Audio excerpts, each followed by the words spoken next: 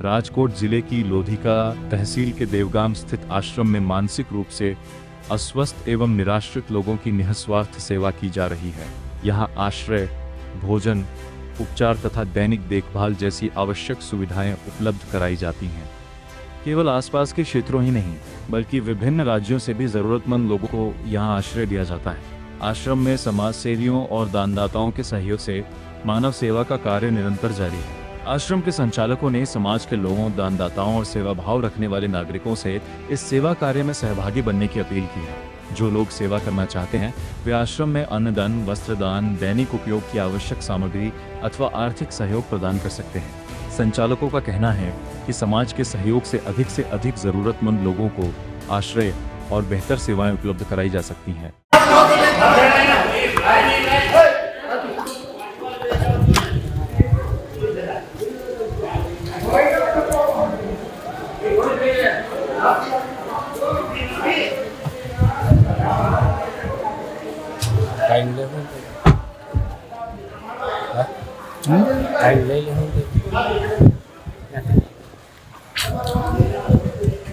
Very of marking.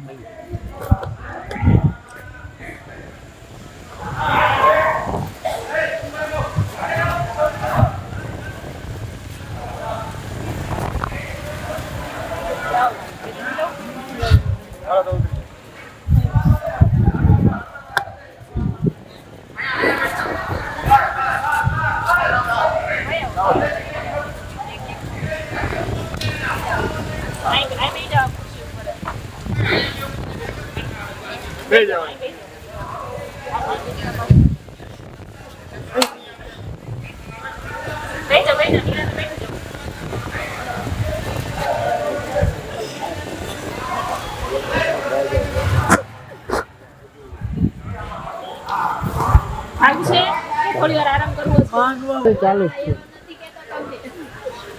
તમને રહેવાની વ્યવસ્થા કરી આપે ના મારે અહીંયા રહેવું નથી. મારે રહેવું નથી. વ્યવસ્થા તો મને ઘણી થઈ ગઈ છે. ભગવાન ઘણું દીધું. તમારે રહેવાનું ક્યાં છે? મારું લોહનગરમાં રહેવાનું છે. લોહાનગર. હા તમારા છોકરા છે ત્યાં? હા છોકરા છે, બાયડું છે, છોકરાની છોડ્યું છે. તમારી પાસે નંબર છે કોઈને? આ તો આપણે એને ના બોલાવ. હું મોબાઈલ નંબર નથી રાખતી. કાઈ ડાયરીમાં લખેલું એવું ના કાંઈ? એવું કાંઈ નથી રાખતી હું. તો કઈ સરનામું પાકું તમારી પાસે? હું કાંઈ ભંગિયા વાળાની થોડી છોડી નહીં, છું એમ કાંઈ. નહીં. તમારે સરનામું છે તમારી પાસે? તમારા છોકરા એડ્રેસ છે માજી, એડ્રેસ. લોહનગરમાં હાલો તમને બધું બતાડું. એમને એમ કેમ ખબર પડે માસી? હા એના લોહાનગર મારા કેવડું? મકામે છે, બધું છે. મોટું બધું લોહાનગર છે એટલે તમારું ઘર ક્યાં હોય આપણે ન ખબર હોય ને માસી. મારું ઘરના લોહાનગરની અંદર જ છે. પણ અંદર લોહાનગરની જગ્યા મોટી પણ બધી. બાય તને લોહાનગર તો કીધું. કઈ વાંધો નહીં, રહેવાય.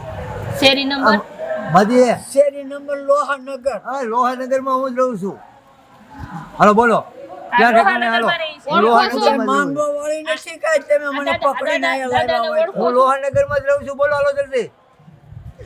કયા અમે મંદિર આજુબાજુ લોહાનગર આખું જોયેલું છે માજી. કઈ મંદિર આજુબાજુ એવું કઈ હોય તો કયો. હા બેના ક્યાંથી લઈ આવ્યા તમે? નાતનો છે ને મઠ છે. કઈ નાચનું? અમારા પસમ નાતનો મઠ છે. નાઈટનું નામ? નાઈટનું નામ કઈ માતા બેઠી છે? મઠ છે એ માતા કઈ બેઠી? માતા હા વાણવટી. વાણવટી ક્યાંથી બે? વાણવટી વાળા છો તમે? બે કોણ છે? મને હાવ ગાંડી કરી નાખશે. લોહાનગરમાં બધું જોયું જ મેં. હા પણ એના બેનને લઈ આવ્યા છે 118 નંબરમાંથી 181 ની ગાડીમાંથી આવ્યા છે બેન. આ બેનને તમે ક્યાંથી લઈ આવ્યા બેન? આપણે વાવડી ગામમાંથી. વાવડી ગામમાં કેવી હાલતમાં રહેતા હતા? ત્યાં એને રહેવાની કોઈ વ્યવસ્થા નથી, એમને રોડ ઉપર હતા. હા, અને આવી જ એમની હાલત હતી. ત્યાં ગયા એટલે એમને કીધું કે હું અહીંયા જ રહીશ ને ગમે એના ઘરમાં હંતાઈ જાય અને ખૂણામાં બેસી જાય એવું. કોણ કે ખોળાને બેહતા? 181 નંબરની ગાડીમાં આવ્યા છે તો આ બેન. છોકરાની બાયડું છે. તો આ બેનને તમે જો ઓળખતા હોય તો અહીંયા દેવગામ આશ્રમે છે, તમે અહીંથી લઈ ના, જજો. મારા આશ્રમે નથી હોતો. મને ભગવાને ઘણું દીધું છે. આશ્રમ विचार कहते हैं ना के बिराड़ी मुझे बुला रही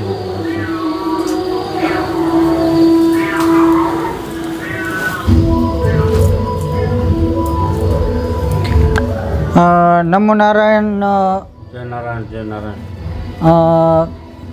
બાપુ આ આશ્રમના બાપુ છે અને આપણે એને પૂછી લઈએ કે આ બાપુ આ આશ્રમ કોણ ચલાવે છે? આશ્રમમાં અમારો બાપ બધા બેઠા છે એ ચલાવે છે. હું તો ઓલા ગાડા હેઠે કૂતરું હાલ્યું જતું એમ હાલ્યો જાઉં છું. જે કાંઈ કરે છે એ આ પરિવાર કરે છે. હા હા બરાબર. હા. અને આ વિચાર તમને ક્યાંથી આવ્યો બાપુ? બે વસ્તુ. આ વિચાર અને જ્ઞાન તમને ક્યાંથી આવ્યું? હા, વિચાર તો નારાયણે આપ્યો. મારા ગુરુ મહારાજે મને પાછો વાળી લીધો. બરાબર. ક્યાં તો એમાં કાંઈ કહેવાની જરૂર નથી. અને જ્ઞાન છે ને માના કોઠામાંથી આવે છે. બીજું જ્ઞાન ગુરુ આગળથી આવે છે. અને ત્રીજું જ્ઞાન ઇતિહાસ બોલે છે કે દેશની ખોટા ધંધા કરી ખોટા પૈસા કમાય અને પછી જ્ઞાન આવે છે. એ પણ એવી રીતના પણ જ્ઞાન આવે છે. મેં નિહાળેલું છે કે 2 નંબરના ખોટા ધંધા કરી અને પછી આવા કાર્ય કરતા હોય છે ને પછી જ્ઞાન આવે છે. પણ સાચું જ્ઞાન તો માના ઉદરમાંથી આવે ને ગુરુ આપણને પાછા વાળે. જો એ જે સત્યમાં માર્ગે ચડાવે એ ગુરુ મહારાજ ચડાવે ને માનો કોઠો ચડાવે. મારા મા બાપની કૃપાથી આ બધું થાય છે. જ્ઞાન પણ એમાંથી જ આવે છે.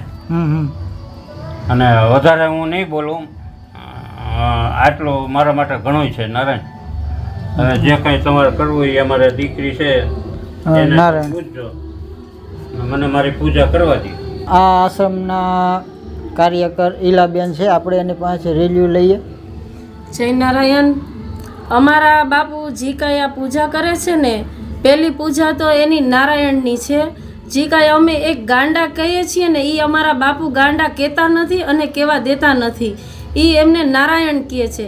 પહેલાં તો એની એ પૂજા છે કે એને સવારમાં ઉઠીને બધાને પાણી પીવડાવવાનું, જે કોઈ કાંઈ સંડાસ પેશાબ ગયું એને સાફ કરવાના.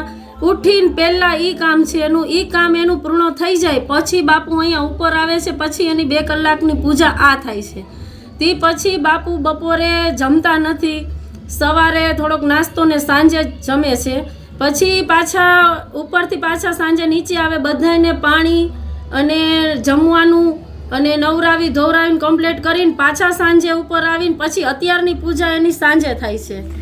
પહેલી પૂજા તો એની નારાયણ છે. બાપુનું એવું માનવું છે કે આ જે ફોટામાં નારાયણ રહ્યા એના કરતાં જે જીવતા અને જાગતા નારાયણ છે એની સેવા પહેલાં કરવાની છે. પછી આ ફોટામાં ફેંકે જે પૂજા કરે તે એ નિમિત્તે પાછા પૂજા કરે છે. પણ હકીકતના જે નારાયણ છે એની સેવા કરવામાં આવે છે સવારમાં પોરમાં. એમ જ કહેવાનું થાય ને સવારમાં પહેલા એમની પૂજા. હા, માતાજી દીકરીઓને વધારે પછી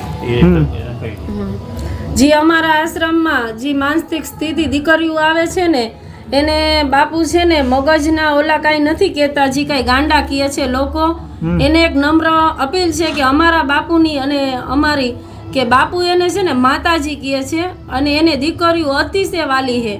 એ નવરાવી ધોવરાવી અને એ કમ્પ્લીટ કરી દે છે અને એને એની માતાજી કહે છે. અમારા આશ્રમમાં એ એની માતાજી છે, એ એની નવદુર્ગા છે. જે જેન્ટ્સ હોય તેને નારાયણ કહે છે અને મહિલા અને છોકરીઓને માતાજી કહે છે. એના નામથી નથી બોલાવતા. આ બાપુ એના નામથી કે કોઈ ગાંડા કંઈ નથી બોલાવતા. એને નારાયણ અને માતાજી, દીકરીઓને માતાજી તરીકે ઓળખે છે અને જેન્ટ્સને નારાયણ તરીકે ઓળખે છે. સવારમાં ઉઠ્યા પહેલાં આ જે આપણે અંધાઈ લોકો જે છે આપણે મંદિરમાં પૂજા કરીએ છીએ એ મંદિરમાં પૂજા નથી કરતા, પરંતુ જીવતા જાગતા નારાયણ છે એની પૂજા કરવામાં આવે છે. એને સાફ કરવામાં આવે છે અને નવરાવવામાં આવે છે. પછી અહીંયા તે પૂજા કરે છે. એવો આ બાપુનો અડગ નિયમ છે અને આની સેવા બહુ સરસ કરે છે. હું તમને આશ્રમમાં પણ મુલાકાત લેવડાવીશ. અમારા બાપુ છે ને પહેલાં દીકરીઓની સેવા એટલી કરે છે અને દીકરીઓને અમે પણ કાંઈ કોઈ કહી કે બીજા કોઈ પણ દીકરીઓ વિશે કાંઈ કહે તો અમારા બાપુને ગમતું જ નથી. અને આશ્રમમાં ક્યાંય પણ કાંઈ ગંદકી હોય તોય અમારા બાપુને ગમતું નથી. પહેલાં નારાયણ ચોખા હોવા જોઈએ. અમારા બાપુને એ જ અતિ ઉત્તમ છે કે અમારા બધાય માતાજી અને અમારા બધાય નારાયણ પહેલાં ચોખા હોવા જોઈએ. જય નારાયણ. અને જોઈ આશ્રમની મુલાકાત લઈ નમસ્કાર, અહીંયા ભાવેશભાઈ કેસરિયા આજનો પ્રસાદ અને લઈને આવ્યા છે. ભાવેશભાઈ કેસરિયા મારું નામ છે. આ ગાંડાનો આશ્રમ છે અને અહીંયા બહુ સારું કામકાજ છે. સાફસૂફ સારું છે, બધું ગંદકી નથી જરાય. હા, એમ ગંદકી નથી જરાય અને આ લોકો બહુ વ્યવસ્થિત ધ્યાન દે. સ્ટાફ બહુ સારો છે. બરાબર. તમારું શું કહેવાનું? મારું નામ આનંદ ડોડિયા છે અને બહુ જ એકદમ એટલે વ્યવસ્થિત બહુ કામકાજ છે આશ્રમનું.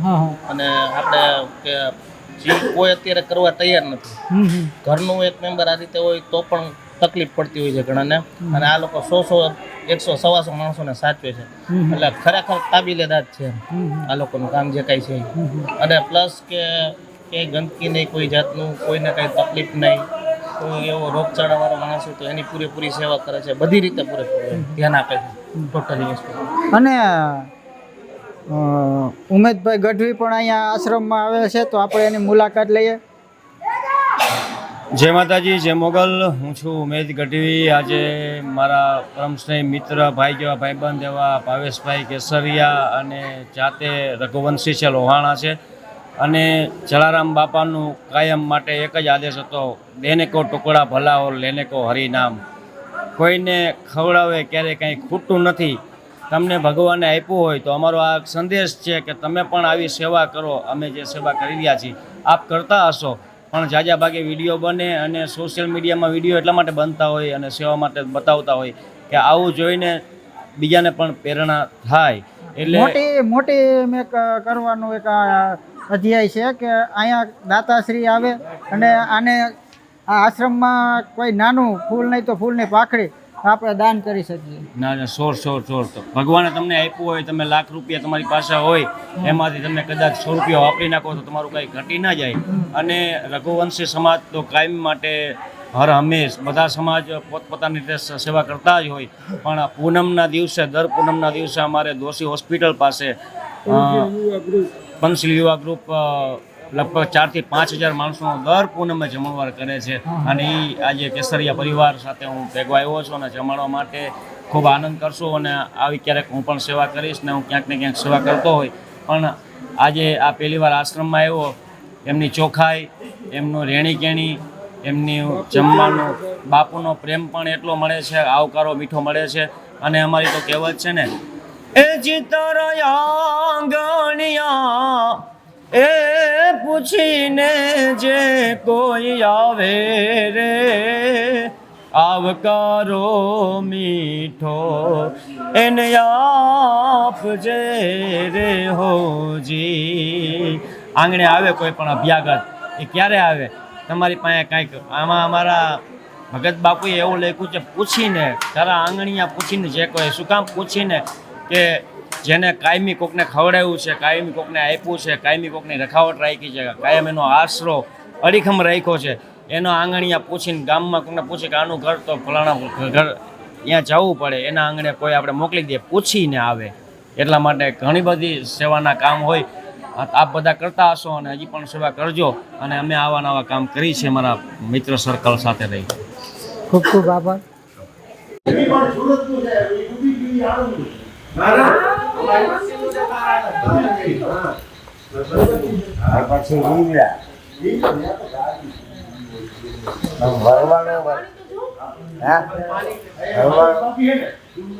મોટા ભાઈ આજી ને ચલો મુંજવા ટોળિયા. હા, લ્યા તો ગાડી બોલો તો તું બધે જઈને પણ લે તો કામ વાળી કાઈ